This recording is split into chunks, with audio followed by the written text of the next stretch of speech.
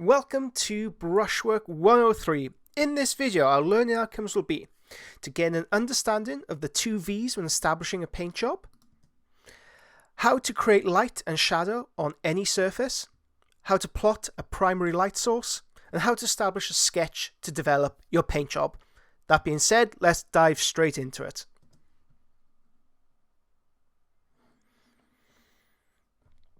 Okay, to begin with, let's clarify a few things. Volumes and values, what the hell are they? Volumes are the shape of a sculpt. You can simplify any sculpt by reducing it into simple shapes in your mind.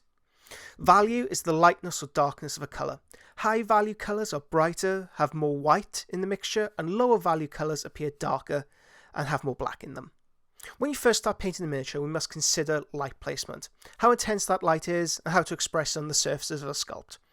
Polished plate may will have a different reflection to, say, a dull cloth surface, and our brushstroke must change accordingly. This course will examine two extremes, a rough-made cloth for a vagabond and the polished plate mail for a marine. To begin with the help of my trusty iPad, we can simplify the shapes of a marine. The shoulder pad becomes a dome, the chest a rectangle, the gorget a curved gorget. The vambrace can be traced like so. Essentially becomes a cylinder. Now we have two-dimensional versions of the shape of our 3D miniature, and we can begin to plot how to make them three-dimensional. We're taking the three-dimensional, flattening it, and then boosting it up again.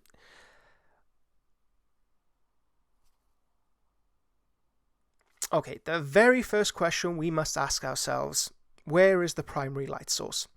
The primary light source is the strongest, and that will the strongest light source that will be present. On normal line infantry, miniatures we need to think of miniatures of having four primary light sources above the miniature, creating an imaginary square above the miniature's head. One of these will be our primary light source, the strongest light source. Think of the miniature standing beneath a cloudy sky with omnidirectional light, but the sun peeking out to cast its light on the miniature to catch on certain armor plates or certain aspects of the sculpt. When expressing this primary light source on the miniature, we need to take the volumes of the miniature into consideration. The shoulder pad, for example, is domed, so our highlights need to be in context with it. The highlights need to be domed to create that weird looking egg effect. On the shoulder pad, the highlights must be curved, like the plate itself. The vambrace is cylindrical. The first highlight is a broad cylindrical movement with the brush, and each successive highlight becomes lighter and painted within the initial structure of the first brushstroke. It's a very fancy way of saying we put our first brushstroke down, in this case yellow, and then we'll add white within it, or certainly a colour with a higher value to produce a highlight. Okay, let's have a look at the chest piece after the vambrace. We'll be blacking in the chest piece after we've finished with the vambrace. So that's the portion on the forearm.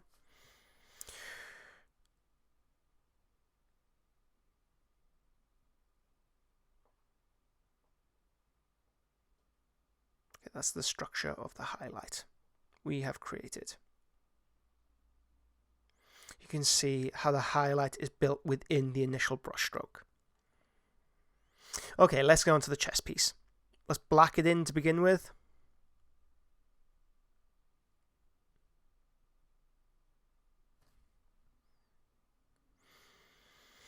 A dark blue is used for the first colour to highlight the chest guard. This is to give the armour a deep, lustrous appearance. Using a cool colour adds visual interest to the piece, as well as developing a highlight.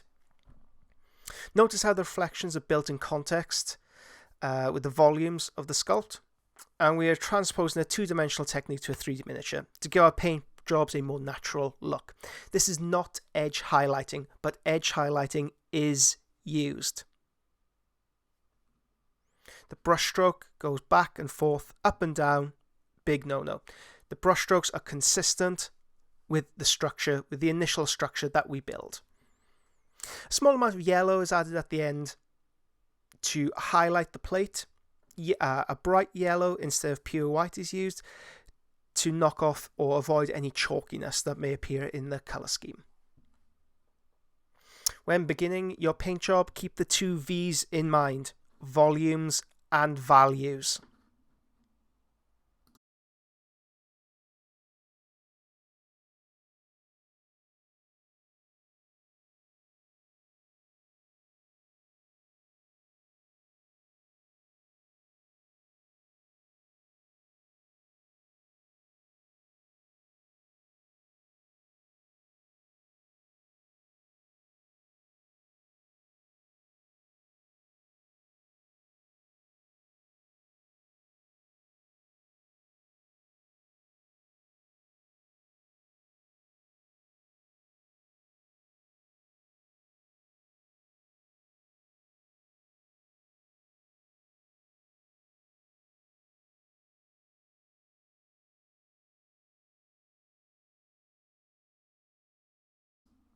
Stop the video at this point to participate in the first exercise. Take a miniature, ideally a simple sculpt like a Primaris Marine or a Space Marine, and paint one portion of it, a shoulder pad, van brace, leg guard, etc., using nothing but black, grey and white. Create a black and white version of your miniature, concentrating on the two V's. Develop the volumes and the values. Restart the video once you've completed this exercise. For our first example, let's have a look at creating a black armoured scheme on a Primaris Marine. Eclipse Grey is used to build up the first base coat. The highlight is broad, encompassing 80% of the total volume of the surfaces I'm working on. The paint has been diluted with water and sits roughly at 3 parts paint to 1 part thinner. The brush holds most of the moisture. Any excess moisture can be bled out with the kitchen roll you can see on screen. As the paint is placed on the surface of the miniature, the pigment should not be spread out or bleed. All motions with the brush sweep towards the point of maximum light. All my brush strokes are leading the pigment, dragging the pigment up towards the highlight. The brush strokes are coherent and in context with the volumes of the sculpt. This is much easier to do on the van brace and flat surfaces, but requires slightly more planning or more, headspace to understand to do on a domed surface. If you're unsure of where to place shadows and highlights naturally as they occur on a miniature, simply take a photograph of your miniature underneath a strong light source at the outset of the paint job and trace out the lines that you can see from the photograph.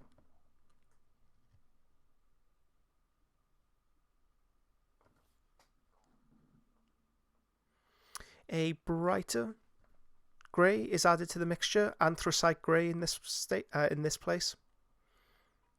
And this is used to highlight within the broad volumes we've developed with our first brushstroke. The next layer, this layer, uses a grey with a higher value. This is the layering technique. It does not concentrate on blending at this stage. We are not meant to get a perfectly blended area. The pressure of the brush is harder at the start of the brushstroke and lessens towards the end to create a slight smudge. This will help the blending stage later on. But generally, it's very light pressure applied with the tip of the brush to give me maximum control.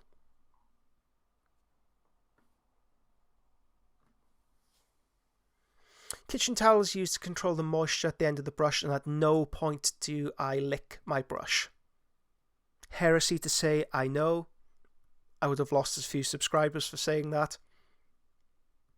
But I find with my own technique, because I use a lot of enamels and oils and dirty water, I don't want to pick up an infection, and I find I get much better brush control by using a piece of paper in front of me to control moisture within the brush itself. You reduce the amount of bleed through you get from paints, and you get much greater control over the paint itself.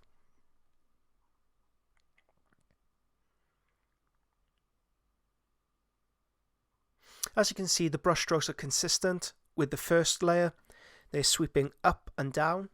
They aren't going across, they aren't cutting across the beams of light that we've created already.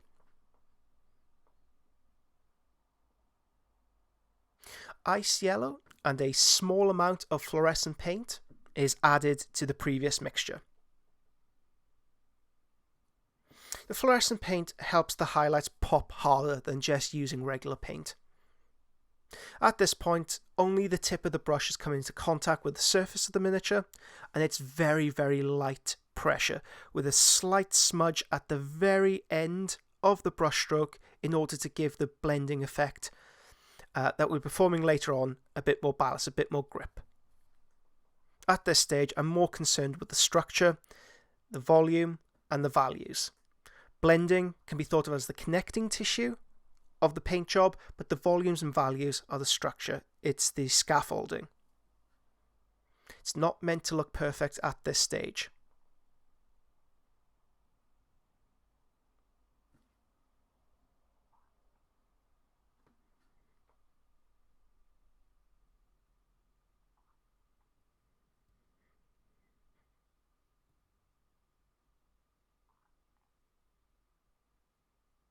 Next up, we can use Abyssal Blue, and we create a glaze consistency with it. The paint is thinned with water, roughly 1 part paint to 4 parts water.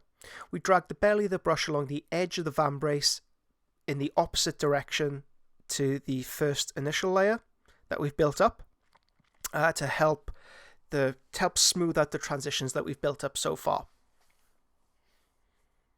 If you do live in a hot country and you find this kind of blending hard to do, by all means use glaze medium. That can be found through Winsor & Newton.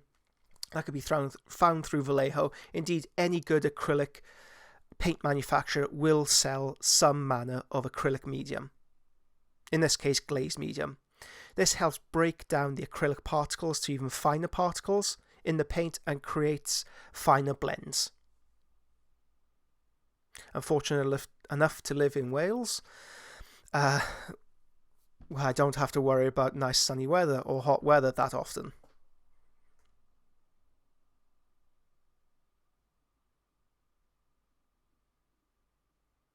At this stage, the structure of the paint job is complete.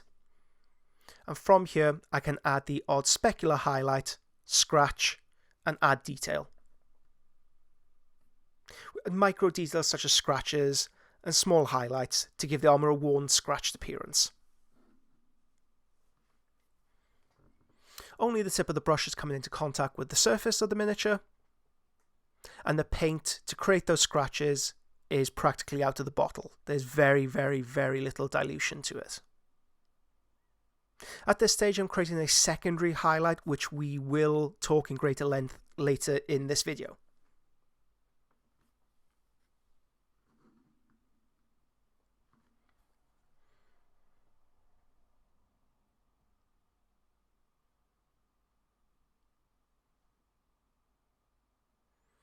The video is sped up at this stage so we can cover more ground, but it uses exactly the same technique, exactly the same paint job, exactly the same terminology, only on a different surface. A small amount of white is added towards the final highlight because the gorget sits more in direct sunlight as opposed to the vambrace. We want to minimize the amount of white that we use overall because this does run the risk of removing any color interest that we do have and giving a chalky, uninteresting appearance. However, a small amount for contrast is more than called for.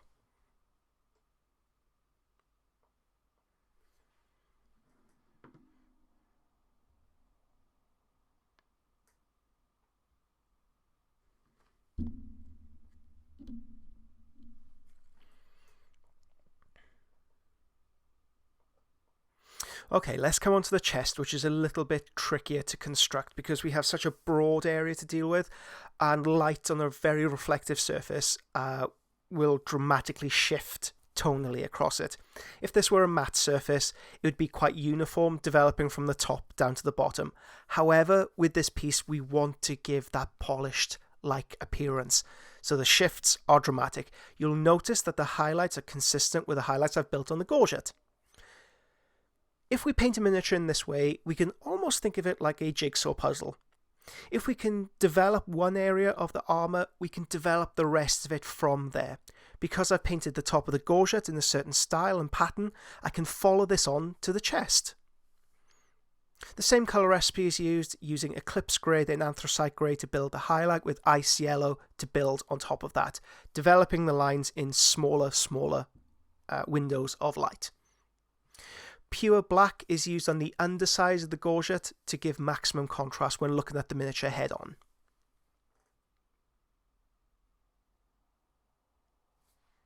Do not concern yourself with the blends at this stage. Remember the 2 V's.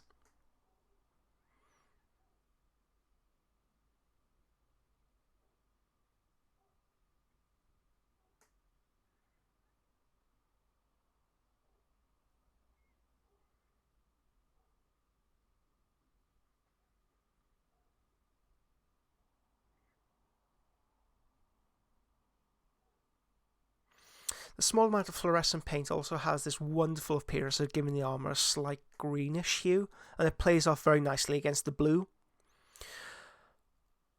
This is my normal black colour recipe, however this Marine is a consecrator, so he is a Dark Angel successor, so there's a nice tie-in with that, although completely accidental.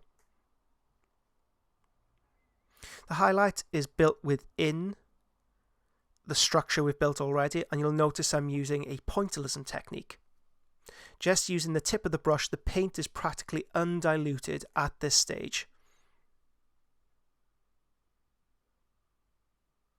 I'm very carefully stabbing the tip of my brush against the surface of the miniature to develop those highlights. This could be softened later with subsequent glazing, but it's a slightly different usage of the glaze because it's a lot more localized.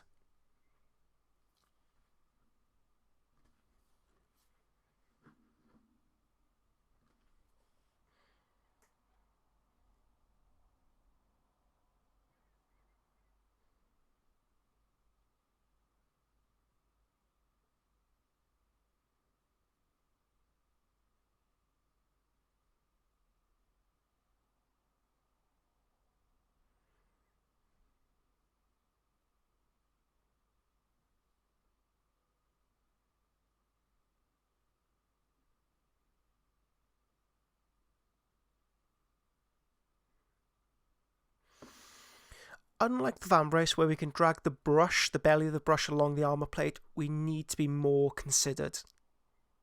The blending at this stage is very localized. The brush uses the tip and stabbing motions to help blend the transitions. There's very little paint or moisture present on the brush at this stage. We're attempting to use the tip of the brush to smudge the structure we have built so far. It's very easy at this stage to flood the bristles of the brush to have too much moisture. That's why the kitchen towel is so essential here to bleed off any excess.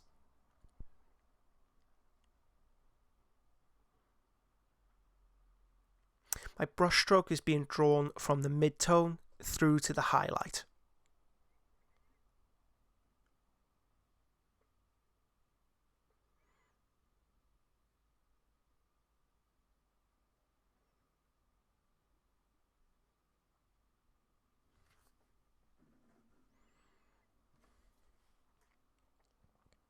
The mixture of the paint that I've built up so far is used to help soften these transitions.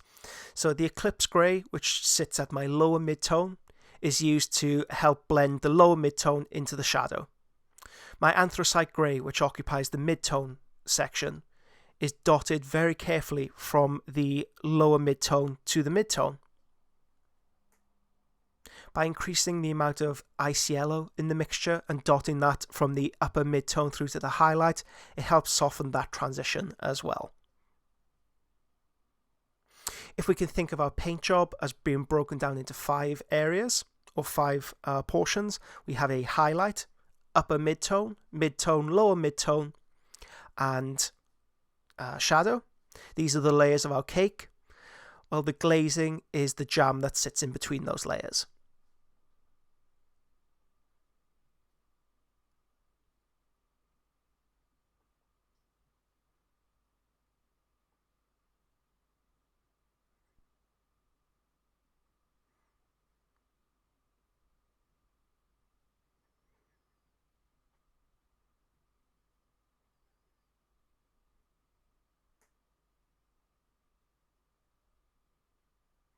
The odd specular highlight is added here and there to give greater contrast and tell a story of the miniature.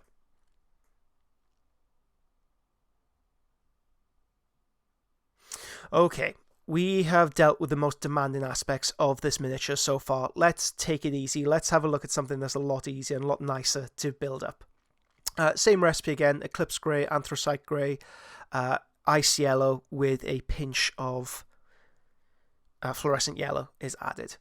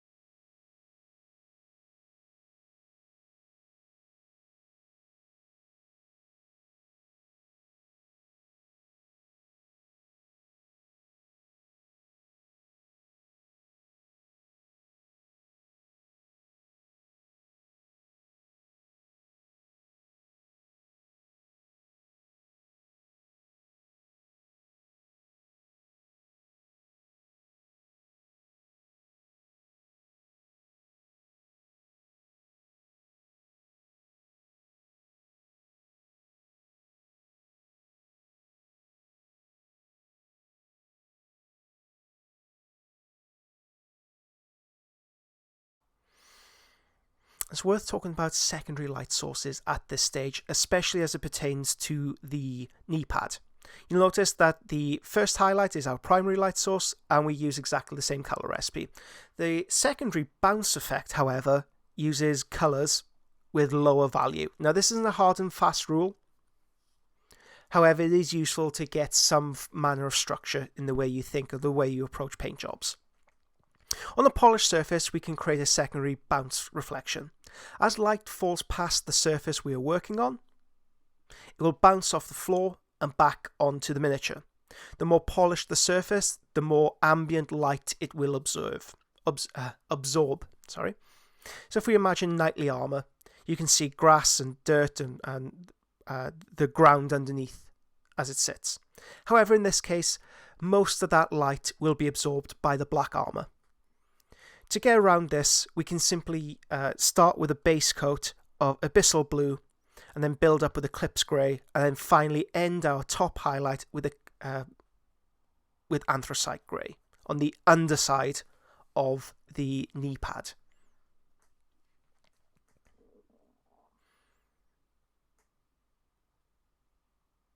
That style of painting is excellent to show off more of the sculpt, as the shadow doesn't fall completely into black.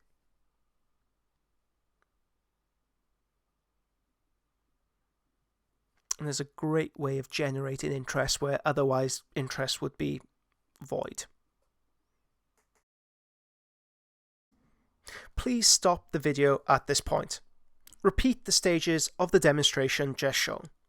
Take a photo at each stage to evaluate the progression of your paint job. I would like you to fully paint the marine using the 2 V's theory and develop your own understanding of how to construct a paint job. The previous demonstration told you how to do the gorget, the vambrace and the leg. Between these 3 aspects, you should be able to construct the rest of the paint job. Good luck and send me photographs. Please restart the video after completing this exercise. The example on screen was a piece of box art that I produced for Mortian's Kickstarter campaign, Cyber Rats. This is a wonderful piece, lots of different textures, lots of different surfaces to work on, and it covers, well, it's the bridge between the subjects we'll be discussing in this video. On the one hand, we have lots of metallic surfaces like the Space Marine, but unlike the Space Marine, which has cool hues and a polished surface, the armour of this rat is pitted and corroded. It uses a variety of different techniques, brush strokes, and paints in order to create the effect of a rat on the edge. So the armour on this rat is not polished and does not have the same value range as the Space Marine does. Take, for example, his shoulder pad. We do not get the dramatic shift from absolute black up to pure white-yellow like we do on the Space Marine armour. Instead, the tones stray around the medium brown-grey without dramatic shifts. The grenades, however, are copper and reflect the ambient tones of the base and the primary light source from above the miniature, so there is a dramatic shift. We are able to tell visually that the brass orbs are a piece of technology gifted to this rat, whereas the armour is a part of his own uniform, I guess. The gun itself, that copper tone, has a much more polished appearance to, say, the collar or the shoulder pads. Overall, the armour looks pitted, rusty, and fallen into disuse. The palette of brown, grey-brown, and orange is a stark contrast to the cool turquoise and blues of the Marine. The brush strokes on the rat are more chaotic and more fractured. In this way, through my brushstroke and my colour palette, I'm able to tell a different story, even though at a molecular level, we are still dealing with metallics. The Vagabond. This is an experiment or an exercise in creating a rough worn surface. A muted palette of deep red by Scale 75, Thamar Black by Formula P3, Ice Yellow from Vallejo Model Colour, and a single saturated colour of Vermilion, Vallejo Model Colour, was used for contrast. A base coat is mixed up of a dark blood rose colour using ice yellow, deep red and black. And this is applied across the skirt of the miniature. The paint is mixed with roughly 3 parts paint to 1 part water. There will be some bleed through, as I don't really want a tidy base coat. I want it to be untidy. I find when it comes to broken, fractured hems of skirts or Hessian sacks like this, we can actually take advantage of any unsightly tide marks that are produced and anything that opportune might occur during the first initial process of adding colour as a base coat. You can see my brushstrokes are a lot sloppier. They're much more chaotic. They move in different directions as opposed to the armour plate, which were all very tightly considered and in context and went the same direction.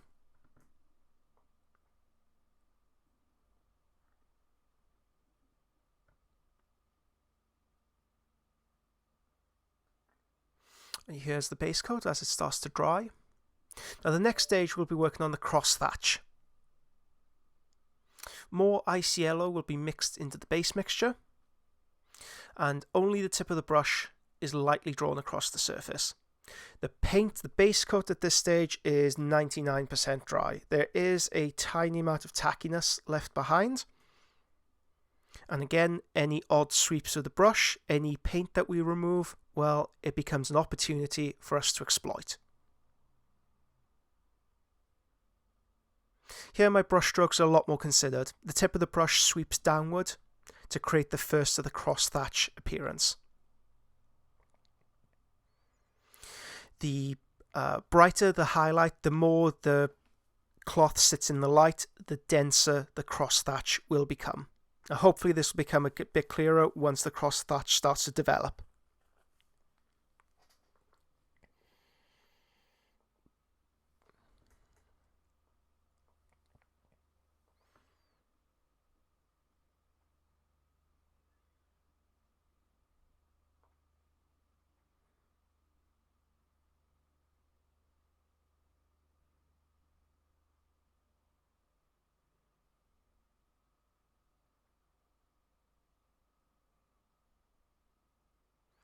My brush strokes aren't blended whatsoever. The tip of the brush is used to create these lines, to create the effect of the cloth.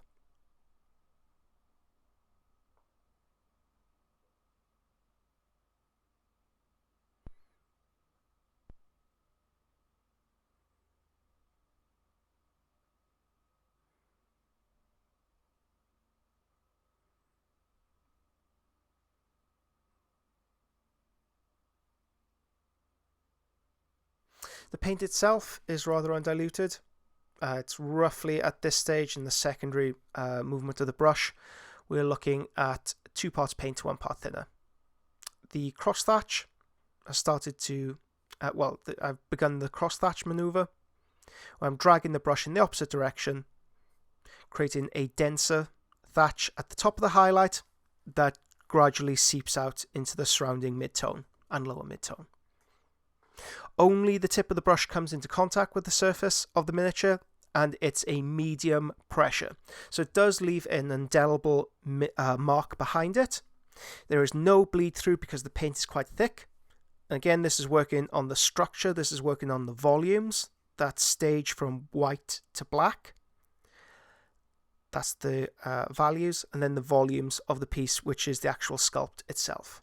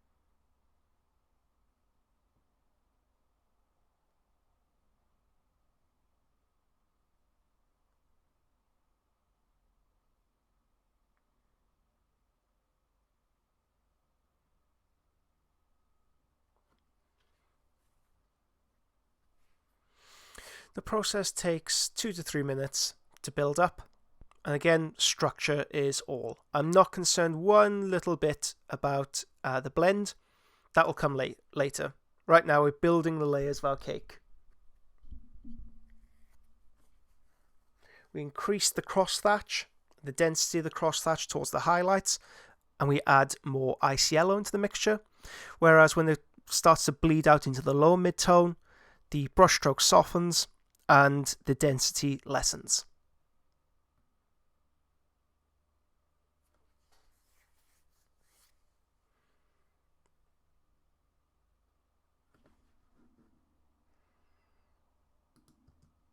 Okay, exercise. Please stop the video at this step.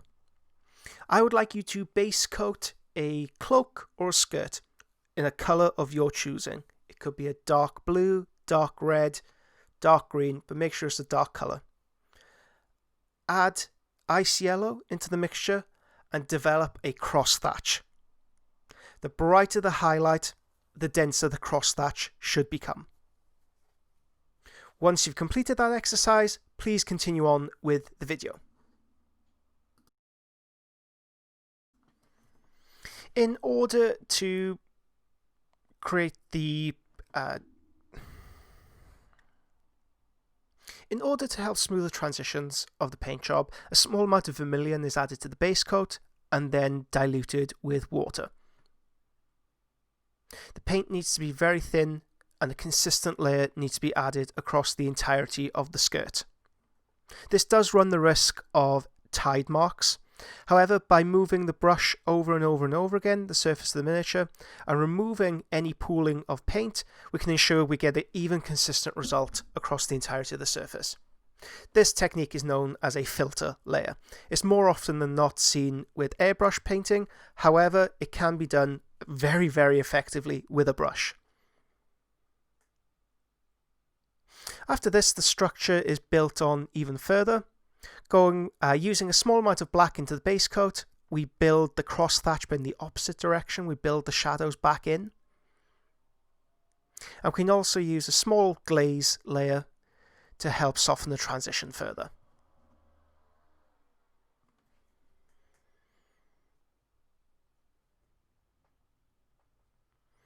The same brush stroke in order to create the cross thatch is now applied again and again and again. This helps reinforce the pattern we've initially put down, as well as giving some nuance to the highlights and shadows that we've built so far. If we were developing this as a competition piece, we could easily spend 10 to 15 hours developing retracing the steps that we've built up so far. But since this is a gaming piece and an exercise, more importantly, we will stick to the 1 hour mark. Whenever I'm trying a new technique or whenever I'm trying out something new, I try and do it within 1 hour to give me that sense of project completion, and it also allows me to evaluate the strengths and weaknesses of that new technique that I have practiced. So if you're undergoing this technique, if you're undergoing this course for the first time, try and do it, try and time it within 1 hour. Take lots of photographs of each and every single stage. I'd love to see what you produce off the back of it.